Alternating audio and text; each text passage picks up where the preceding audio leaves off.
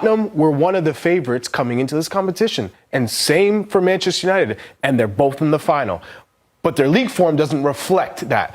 I don't want to take anything away from Manchester United because in Europa League, they're unbeaten. They're the only team unbeaten throughout the whole calendar year in the Europa League. They're the only unbeaten team in all of Europe, yes. Manchester United. So from that standpoint, there's something to be said. Successful. All right, Charlie. Well, something to be said for them, something to be said as well for Tottenham. Let's break down these two teams, and you're going to tell me who has the edge over the other. Yes. And we're going to start off with, in the attack, who's got the edge, Tottenham or Manchester United? Well, between two teams, the best player on the pitch for either, the best player is Bruno Fernandes. With Bruno, I give the edge to Manchester United. Now, Tottenham have Solanke, that Brennan Johnson, and whether it's Sonny or Richarlison, we don't know what the health is. Maddison is a big miss for them. I'm giving Manchester United that. And look, Højlund is a player who struggled, but he's found a way to be impactful as of late. And it's usually with hard work, hold-up play, good runs. And Ruben Amorim has said he's finally starting to get the best out of him in terms of his work rate and how he can help the team. Yep. You guys agree with that?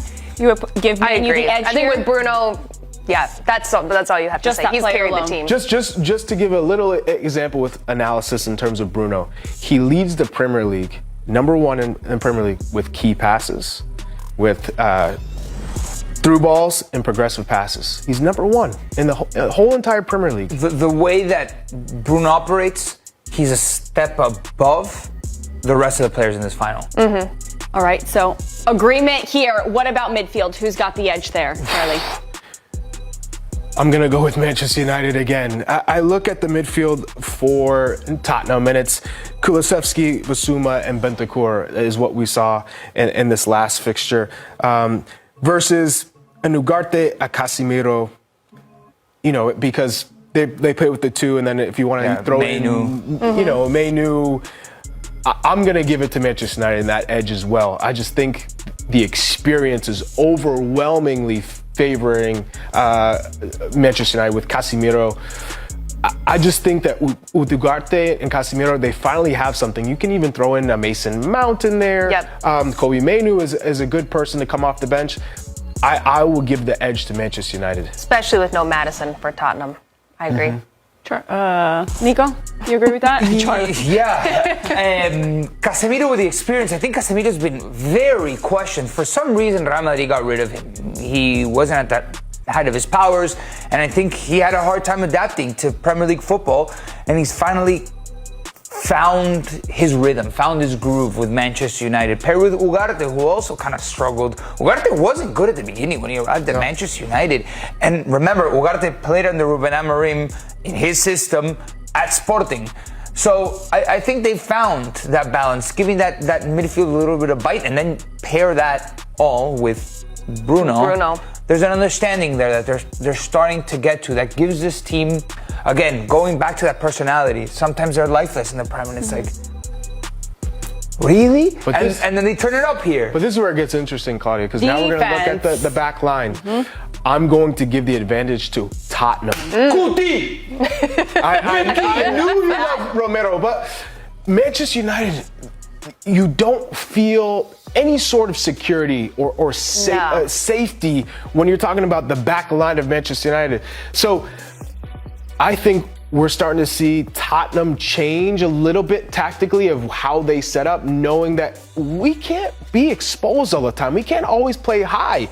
And because of that, they're in the Europa League final. So Mickey Van de Ven and Romero, I think Pedro Porro, who is number one in the Premier League with crosses, he gets constantly up and down the flank. I think Udogie's another solid defender. He's not going to give you too much in the attacking phase of play, but recovery speed, tough tackler. I'm going to give it to the edge to Tottenham. Spence has also been quite the revelation in the Europa League. It's funny because we want to give these guys flowers, but over the entire season, it's not been good. Romero and Van de Ven have been injured for large portions of the season, right? And I think that's one of the reasons why Spurs has been doing so poorly domestically too. All right, Charlie, how about goalkeepers? Round it out for us here. I'm going to give question. It is a good question. I'm going to give it to Onana. He for all of the controversy around Onana, I think he is a little bit more up for these big moments. He has more clean sheets. I think he has a better save percentage, more saves than Vicario. I just feel, yes, he's capable of that. That's not Vicario's fault, though. No, that one. How many shots is he facing versus Vicario? Agreed. I think he has more saves. He's facing more shots. I think that speaks of how bad the defense is. For Onana. Yeah, 100%. I'm going to give the edge to Onana. Wait, why is you saying in bigger moments? Because we see him in big moments give the ball away in key areas. Has Vicario played in the Champions League final? You have that.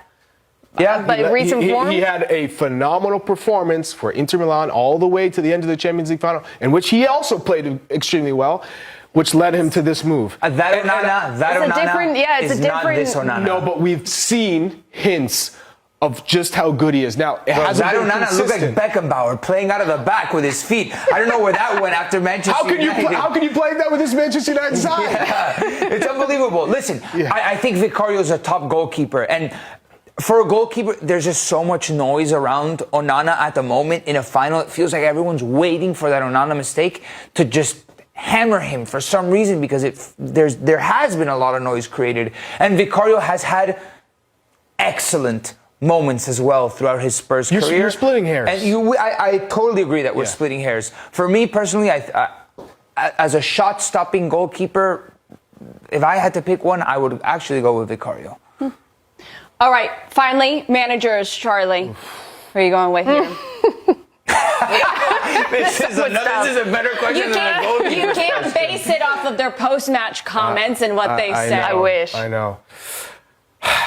I think at this moment, I'm going to go Ruben Amorim. Why? I think there's a little bit more positivity towards the future, towards this project. I think he's finally understood who he can trust in the team. I think there's less question marks for him as opposed to Ange Postecoglou, where I think he's finally adapting his methods tactically. But after all this time? I just don't feel confident in Ange Postecoglou to make those changes in the game. Who do you think has more buy-in, the Manchester United players with Amorim or the Spurs players with Ange? Ruben Amorim. I think after last game, Amorim, for sure. Both Lyon and this one. Yeah. It's the momentum that's building towards something. And to complete that story, they need to win this game. They both do, but you feel that if Manchester United are to fulfill this man's potential, to give them the best shot at Champions League glory and competing in the Premier League, they need to win this title. And it feels like there's a little bit of a revolution happening, and they need to close the chapter and win. He's also always been in reality.